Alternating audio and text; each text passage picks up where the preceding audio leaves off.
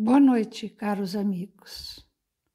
Vamos elevar os nossos pensamentos, buscar uma região de muita paz, um jardim florido, com um regato todo azul.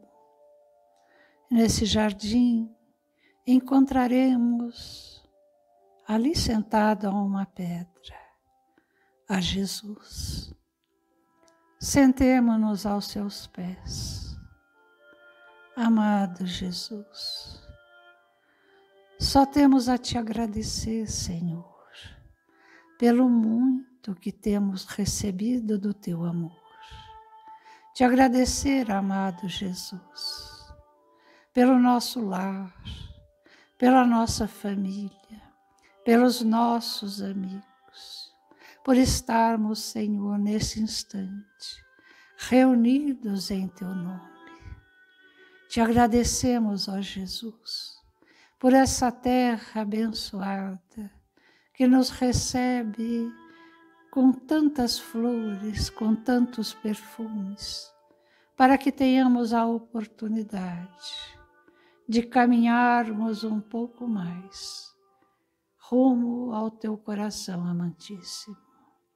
Te agradecemos, amado Mestre, por tudo o que temos de ti recebido e te rogamos tão somente que a dor que invade ao coração de tantos irmãos possam receber das suas dulcíssimas vibrações de amor, para que a esperança não venha a lhes faltar. Rogamos-te, Senhor, por todos os nossos irmãos que se dedicam a nos auxiliar, a sanear as dores, esquecidos de si mesmos. Senhor, que a espiritualidade maior possa envolver a terra, formando um grande exército de amor e de luz, do qual sois, sem dúvida, o bom pastor. Que assim seja. Muito boa noite a todos. Hoje iremos passar no capítulo 11, em seu item 7. Esta máxima, dai a César o que é de César, não deve ser entendida de uma forma restritiva e absoluta. Como todos os ensinamentos de Jesus, é um princípio geral resumido sob uma forma prática e usual, e deduzido de uma circunstância particular. Esse princípio é uma consequência daquele que diz agir para com os outros como quereríamos que os outros agissem para convosco. Ele condena todo prejuízo material e moral levado a outrem, toda violação dos seus interesses, prescreve o respeito dos direitos de cada um, como cada um deseja que se respeite os seus. Se estende ao cumprimento dos seus deveres contraídos para com a família, a sociedade, a autoridade, assim como para com os indivíduos. Há uma narrativa muito interessante no livro Crônicas de Além-Túmulo, de Humberto de Campos, e que vou narrando conforme assim, as minhas lembranças. Estava um grupo de 4 amigos desencarnados refletindo sobre a ação do Espiritismo no Brasil. Ia a conversação nessa altura quando o doutor C, não tem o nome, um dos mais caridosos facultativos do Rio, recentemente desencarnado, colocou: é pena que venhamos a compreender tão tarde o Espiritismo, reconhecendo a sua lógica e grandeza moral, só depois do nosso regresso do mundo. Eu mesmo, nos meus tempos de clínica no Rio de Janeiro, fui testemunha de casos extraordinários, desenrolados sob as minhas vistas. Todavia, fui também presa do comodismo e do preconceito.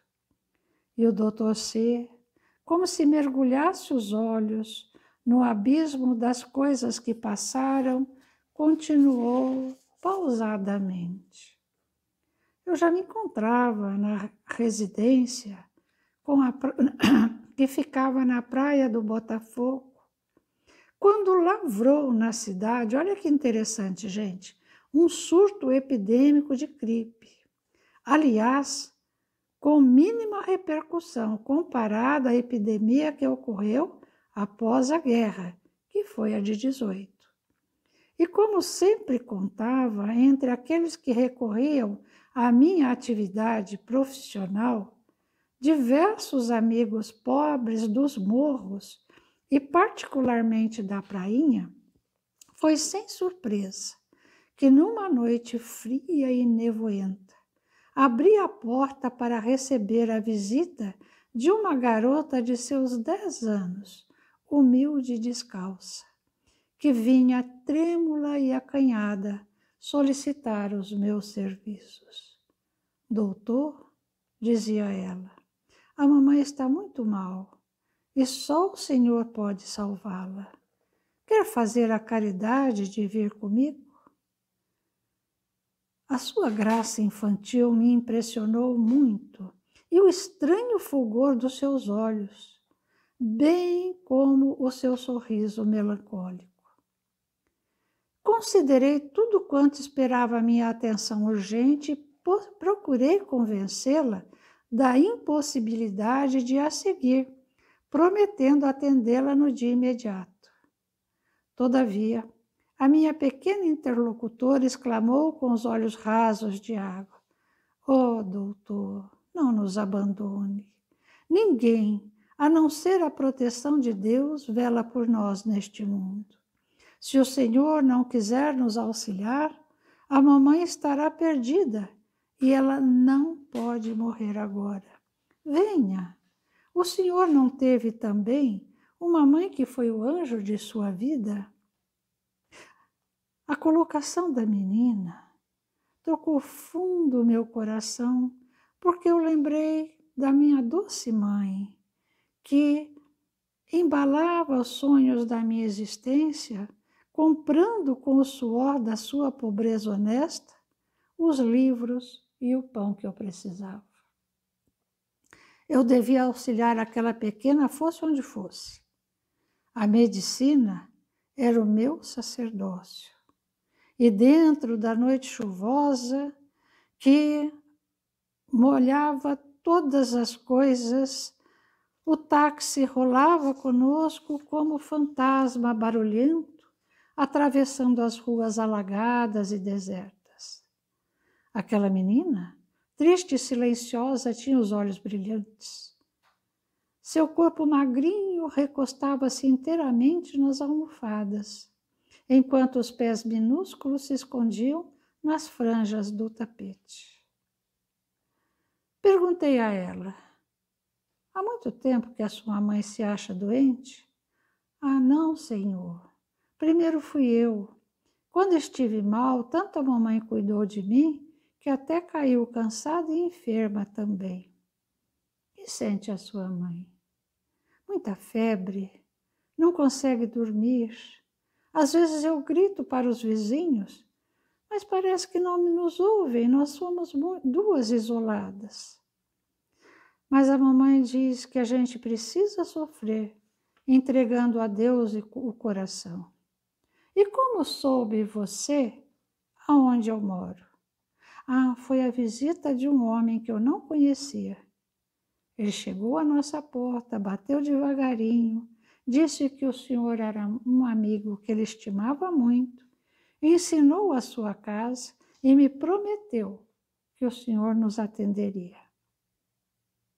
O táxi chegou a um ponto e ela apontou que ali era a residência.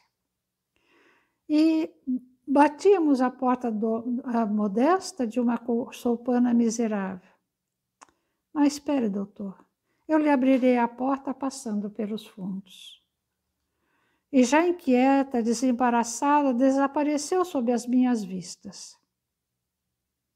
Abriu a porta com cuidado e entrei no casebre. Uma lamparina bruxuleante e humilde, que iluminava a saleta com seu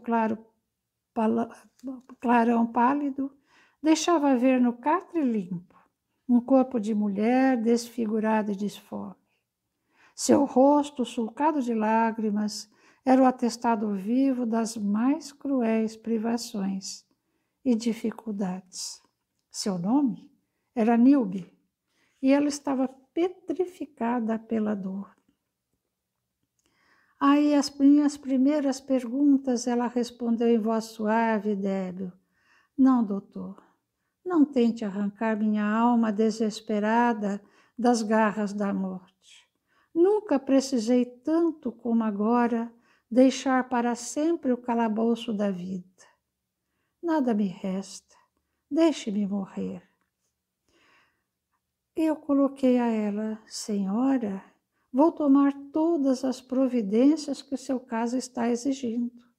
Hoje mesmo cessará esse desamparo. Urge reanimar-se. Resta-lhe muita coisa no mundo. Resta-lhe essa filha afetuosa que espera o seu carinho de mãe extremosa. Minha filha? Minha filha? Retrucou aquela criatura. Duas grossas lágrimas feriram fundo as suas faces empalidecidas. Minha filha está morta desde anteontem. Olhe, doutor, aí no quarto, não procure devolver a saúde a quem tanto necessita morrer. Eu, espantado, passei ao apartamento contíguo, a pequena saleta contígua.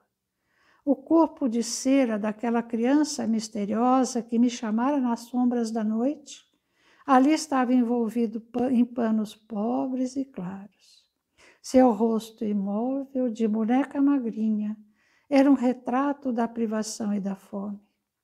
Os grandes olhos fulgurantes estavam agora fechados, e na boca miúda pairava o mesmo sorriso suave das almas resignadas e tristes. Eu deslizara nas avenidas como uma sombra dos mortos. E aí o amigo terminou a conversa conosco dizendo: decorridos tantos anos, ainda ouço a voz do fantasma pequenino e gracioso, e na luta da vida, muitas vezes me ocorreu o seu conselho suave que me ensinou a sofrer, entregando a Deus o coração. Nessa delicada história que Humberto de Campos nos conta, a gente precisa aprender a observar as oportunidades que Deus coloca em nossas vidas para que nós possamos servir. Se ele tivesse se negado a atender àquela mulher, possivelmente ela teria desencarnado, mas ainda não era o seu tempo de retornar. Então, quando baterem à nossa porta, seja de uma forma material, seja de uma forma espiritual, não nos detenhamos a estender as nossas mãos, a envolver aos que sofrem nos corações tanta dor, como temos visto nesse momento presente porque passa a terra. São irmãos com fome, são irmãos desesperados porque os entes amados retornaram ao plano maior. São aqueles que não têm uma casa para chegar e se aconchegar. São aqueles vitimados pela guerra insana, pela arbitrariedade dos homens. É necessário que mudemos a nossa forma de sentir, a nossa forma de olhar, que consigamos estender os nossos corações, o nosso amor a todos os nossos irmãos. Se não temos condição de atender de forma material, que estendamos as nossas preces, o nosso sentimento de amor, porque eles percorrerão a terra. Nós estamos aqui a falar sobre o amor. E aí nos vem um questionamento: por que é que Kardec escolheu essa passagem e colocou nesse capítulo que fala tanto sobre o amor? Uma passagem onde Jesus foi provocado, foi testado pelos fariseus junto a um grupo de herodianos, porque eles queriam fazer Jesus cair em contradição. E daí tivemos acesso, a essa máxima tão conhecida, tão célebre: dai a César o que é de César. Por que é que Kardec colocou na parte do Evangelho que mais fala sobre o amor? Na sequência desse item no Evangelho, Kardec nos apresenta a lei de amor.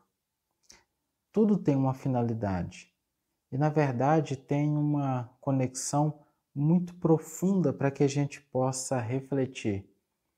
Dai a César o que é de César é uma oportunidade para cada um de nós em conseguir vencer o egoísmo que vai em nós.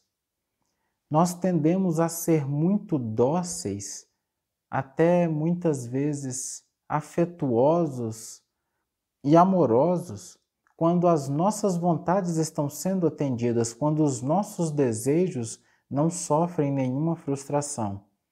Mas quando alguma norma, regra, determinação fere a nossa vontade individual, a gente tende a entrar na vibração da revolta. Se nós não conseguimos sequer sujeitar os nossos anseios individuais ao coletivo na vida da matéria, quiçá na vida do espírito.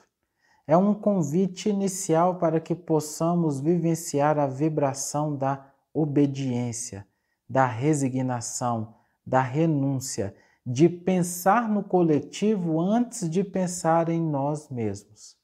Porque todos esses deveres materiais que temos, eles existem para o bem comum da coletividade. Tudo quanto nós pagamos de impostos, eles estão relacionados a questões para depois nós usufruirmos, sejam as estradas, ruas, escolas. Mas aí nós podemos dizer que essas quantidades de dinheiro que nós damos para pagar os impostos, sejam o que for, elas não são bem administradas. Mas isso não é responsabilidade nossa. É muito profundo nós buscarmos entender o que sejam esses compromissos materiais que nos cabe seguir. Nós precisamos começar a estar atento a esse padrão vibratório de colocar os nossos anseios em segundo plano, para que os anseios da coletividade sejam atendidos. Porque vamos pensar juntos. Quando eu tenho as leis de trânsito, qual é a finalidade dessas leis? Quando eu tenho um contrato de trabalho, um contrato social, qual é a finalidade? Em várias situações, nós não damos a César o que é de César. Eu estou no trabalho e eu não respeito os horários. Eu não dou de mim naquele trabalho, porque eu entendo que eu não estou recebendo aquilo que eu deveria receber. Portanto, eu acho que eu posso fazer aquilo que eu quiser fazer. Em casa, quantas vezes nós não cumprimos os acordos que fazemos? Porque naquele momento que aquele acordo ele vai de encontro a algo que para mim é mais importante que o coletivo, então eu decido não cumprir. É esse elemento que a gente tem que buscar trabalhar. É essa vibração do respeito, de eu sujeitar os meus anseios ao coletivo, de avaliar e entender que essa vibração de renúncia e de resignação que vai fazer o meu espírito crescer. Quando eu dou a César o que é de César, eu estou estruturando a verdadeira obra do amor em mim. É impossível ter amor sem renúncia, sem sacrifício, sem obediência e sem resignação. É impossível ser humilde sem resignação. Ao dar a César o que é de César, abrindo mão dos meus desejos interiores, pensando na totalidade, eu estou estruturando essa resignação dentro de mim. E essa é a verdadeira obra do Espírito, porque a partir daí nós estamos edificando o amor em nós. A obra do Espírito não é o que ele constrói de material, mas são os sentimentos que ele estrutura em si no material que ele faz. Até mesmo no trabalho, quando eu conduzo um projeto gigantesco, essa não é a obra do Espírito. A obra do Espírito é, na condução desse projeto, qual virtude, qual sentimento, qual pensamento eu renovei em mim? Eu fortaleci a perseverança, eu fortaleci a tolerância, a paciência, eu fortaleci a coragem do ousar e conduzir algo novo, eu conduzi algo diferente que ninguém conseguia, eu fortaleci a capacidade de me posicionar, levando à frente algo que todos eram contra. Essa é a construção do espírito. Não são os elementos materiais, mas sim os sentimentos e pensamentos que renovam a partir dali. Dentro desse escopo, nós, espíritos, espíritas, cristãos, necessitamos estar muito atentos para não deixar passar nenhuma oportunidade de servir. Elas estão espalhadas ao monte. No nosso trabalho, em casa, na rua, todas as vezes que eu dou a César o que é de César, quando eu tenho que atender uma exigência do meu chefe que às vezes parece descabida, ou eu tenho que trabalhar mais do que eu achava que era justo trabalhar, ou tenho que abrir mão de alguma coisa na convivência doméstica, enfim. Todas as vezes que eu tenho essa opção de dar a César o que é de César, se eu estiver de olhos abertos para entender a proposta da evolução espiritual, do crescimento do espírito, eu vou construir o amor dentro de mim. Porque eu estarei vencendo a mim mesmo. Nós, ainda hoje, todos nós, e é por isso que ainda estamos num plano de provas e expiações. Todos nós ainda temos muitas demandas próprias, ainda somos conduzidos e sequestrados emocionalmente pelos nossos prazeres mórbidos. Nós temos anseios de mando, anseios de controle, anseios de domínio. Nós ainda temos muitas vibrações desconectadas com a verdade evangélica. Tendo essa oportunidade de dar a César o que é de César, nós estamos reeducando os nossos hábitos dos prazeres equivocados do passado. Nós estamos destruindo o nosso orgulho, a nossa inveja, a nossa vaidade, o nosso egoísmo. Tudo o que nos acontece é uma oportunidade para nós mesmos. É por isso que o Dai a César o que é de César está nesse capítulo que trabalha tanto o amor, porque é impossível nós alcançarmos esse sentimento sublime sem estruturarmos essa base que necessitamos fazer em nós, que é renovar os nossos pensamentos e sentimentos. É impossível estruturar o amor sem dar o exemplo da renúncia, da resignação, da obediência, da humildade. Não tem como. Não tem como um espírito alcançar a paz e alcançar a plenitude sem ser esse exemplo vivo de receber uma agressão na face e oferecer a outra.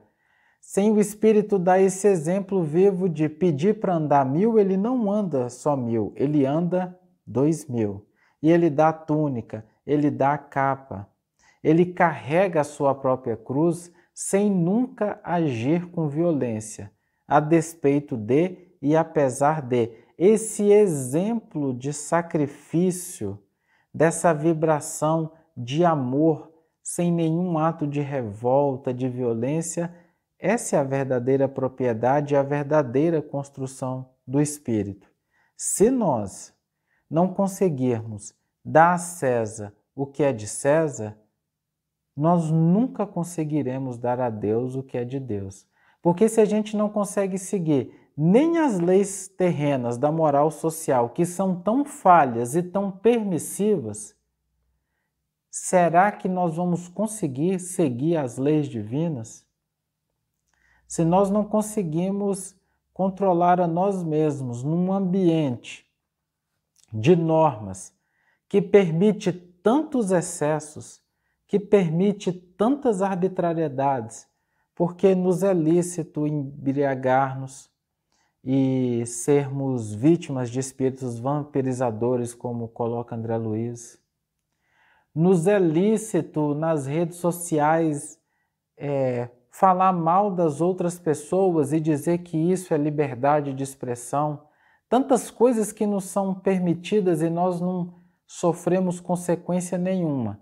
Se nesse ambiente tão permissivo, nesse ambiente onde há tantas condutas equivocadas que nós ainda podemos fazer e pela moral terrena está tudo bem, se a gente não consegue se adequar nesse tipo de cenário, como é que nós vamos alcançar um plano de regeneração e um mundo ditoso?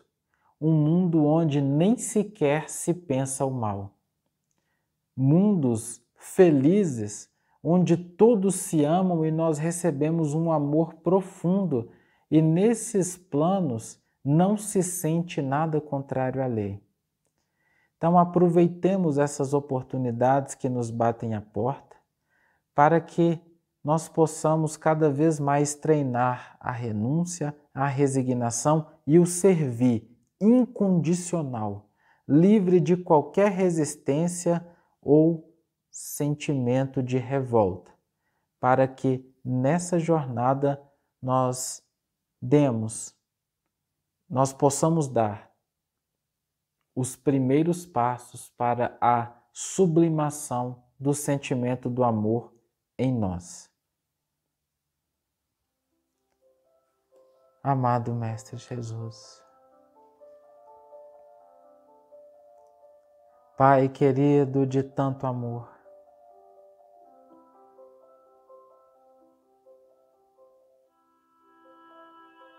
nas tantas oportunidades terrenas que se apresentam para nós, nos desafios diários dos relacionamentos, da convivência, nas relações de trabalho, nas relações sociais, nos compromissos que nós temos, que todos nós temos com as leis.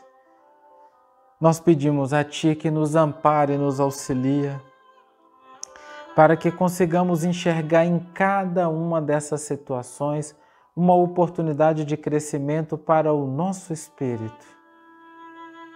Que saibamos dar a César o que é de César e, dando a César o que é de César, consigamos edificar o reino de Deus dentro de nós, por meio dessa vibração sublime, leve e singela da humildade, da resignação, do devotamento e do amor. Mestre querido, que as fraternidades universais permaneçam junto a nós e que consigamos nós transcender o nosso egoísmo, essa nossa necessidade pungente, constante de sermos amados e reconhecidos em tudo e por todos, e saindo de nós mesmos, possamos nós servir, dar de nós, ao invés de esperar e cobrar, que possamos somente auxiliar, buscar fazer aos outros tudo aquilo que gostaríamos de receber, mas fazer isso imantado na vibração sublime do amor, do sentimento de querer ver o outro feliz e em paz, envolvendo todos aqueles que convivem conosco nas mais doces vibrações do amor universal. Sê conosco, Mestre querido Jesus, e agradecemos a Ti por todas as oportunidades para servir. Que assim seja. Que assim seja. Que assim seja.